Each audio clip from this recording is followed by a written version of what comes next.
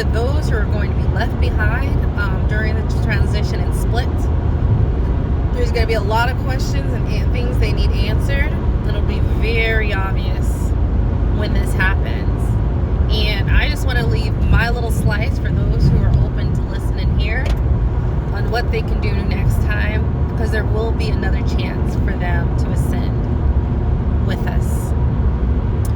Don't know how many generations, I don't know how many years, but there will be another chance. And this is my open letter to them. Open letter number 1, because I'm feeling we'll just have more. So if you're looking at this letter, that means you did not make it past the ascension process. So it meant when that wave of love and light came from the sun and pulsed on the earth, and all these ships came down, and you saw people what appeared to be lifting up into the sky, you did not get lifted.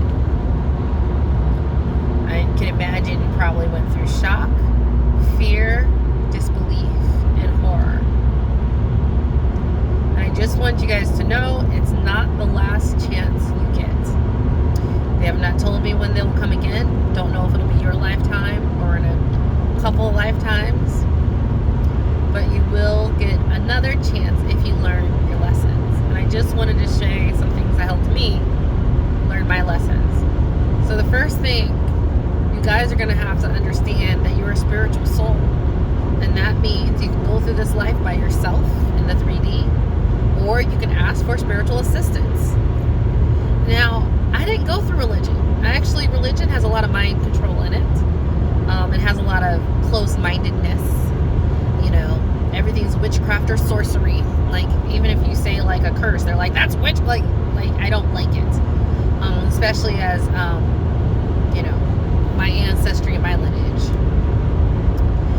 And so, but it doesn't have to be that. It wasn't for me. It can be simply your spirit guides. So before this transition comes, you're going to see some things. You're going to see pain. You're going to see death, destruction, rioting outside your window, door, things you never thought you'd. It's going to be basically purge election night. Okay? It's going to be shocking. And you might have been pulled down in the fear. So even if you were of the light, you were just really low because of fear and anxiety. Whereas for those same nights, the people of the high frequency with our faith, I'm like, I don't care what they're doing out there. My ancestors aren't going to let people touch me because I spiritually rely on my ancestor. Christ isn't going to let people touch me because I love Jesus. Every time I ask, he delivers. God's not going to let that happen to me. My guardian angels aren't going to let that happen to me. My spirit guides aren't going to let that happen to me. So learn to rely on that higher source. Learn to rely on that spirit guides. For some, it's ancestors. For some, it's Jesus. For some, it's God. For some, even if it's not any of that, just go guardian angels.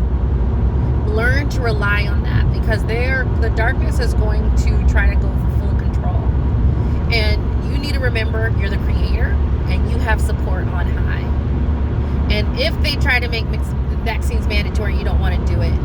Ask yourself, or manifest, I'm not taking that. Or I manifest, I get through this without having any interference, or they can't touch me.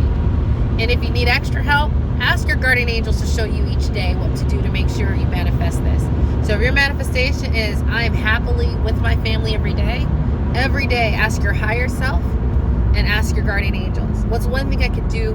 What's 1, 2, or 3 things I can do today, every single day, to manifest I am healthy, happy, and independent and free if they try to control you. That's what I did. Every day I'd ask, I'm trying to manifest this. What can I do today to get there? You can ask Jesus, God, Lord, pray, whatever.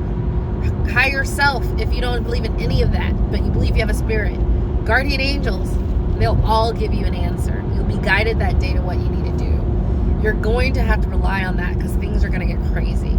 So when it look like there's no food, higher self, how do I manifest 3 square meals today? 3, how do I do that? What do I do? And you might be guided to go someplace where there's a food storage or this or that, because maybe there wasn't any left. So learn to rely on that higher source. Number 2, I would say, bring down the light. Some people actually do know when I'm doing this because they can sense it. Everywhere I go, I bring in angels to clean the energy up.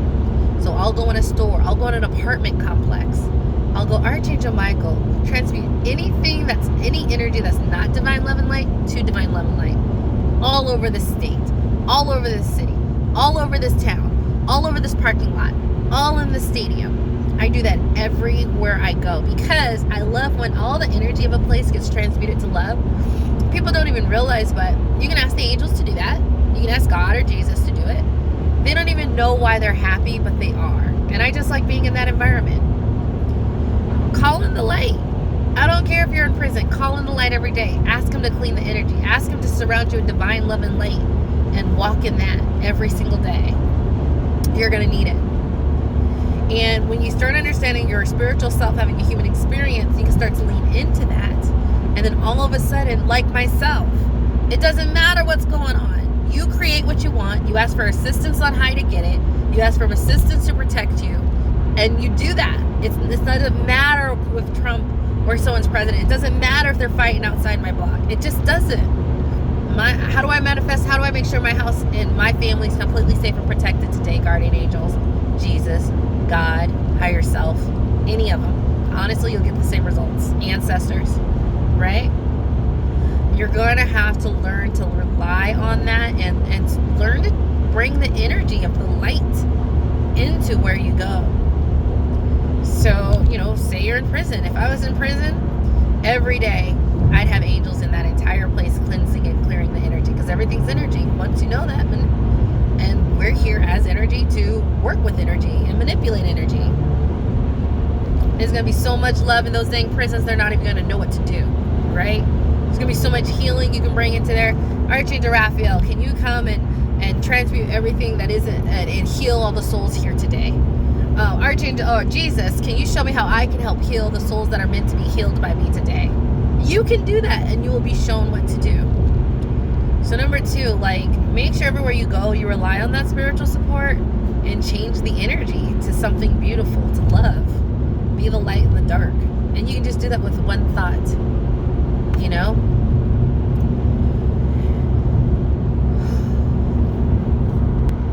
Number 3, don't let things get you out of your center. If you're in a Zen place and you start to feel fear, you can rely on your higher self or your spirit guides and ask them to remove the fear, to protect you so you don't feel the fear. You can just rely on that faith and wait to see where you're guided to do.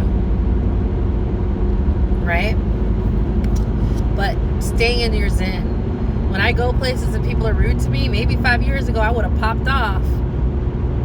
But now, my life's too good for me to be arguing with you over some dumb stuff. I might go back once, maybe twice, but then I'm like, all right, I'm done. I'm not going to get angry at you. I'm not going to get worked up myself. It's done. If that's what needs, I can't change you. I can only change me and influence me. It's not worth my vibration going lower in order to prove a point. That's ego driven. And ego can get you in trouble. Spirit does not. And don't let people take you from your center. Knowing what you know now, lean into that. Let that be the bridge of why you're not getting crazy.